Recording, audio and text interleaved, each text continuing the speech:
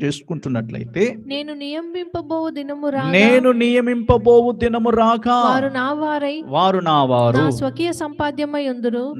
నా యొక్క స్వకీయ సంపాద్యముగా ఉందరు. చాలండి. నేను నియమింపబడబోవు దినము రాక, నేను నియమించే దినం ఒకటి రాబోచున్నది. ఆ దినమందు నా యొక్క స్వకీయ సంపాద్యాన్ని నేను చేర్చుకోవడానికి వస్తూ ఉన్నానని చెప్పి యేసు ప్రభు వారిని గురించి మరి తెలియచేయబడుతూ ఉన్నది. మలాకి గ్రంథములో మరి ప్రవచింపబడినటువంటి ఈ ప్రవచన వాక్యములలో మరి ఎంత గొప్ప మర్మం ఉన్నదో మనము గమనించగలం. నా ప్రియ దేవుని ప్రజలారా, ఆయన స్వకీయ సంపాద్యముగా మనం మారుదాం. ఒకవేళ ఆయన యొక్క స్వకీయ సంపాద్యముగా మనం మారలేక మరి ఇంకా కఠిన హృదయము కలిగిన వారముగా ఉన్నట్లయితే, ఈ రాత్రి వేళ ప్రభు సన్నిధిలో మనము కనిపెట్టే వారముగా ఉండాలి.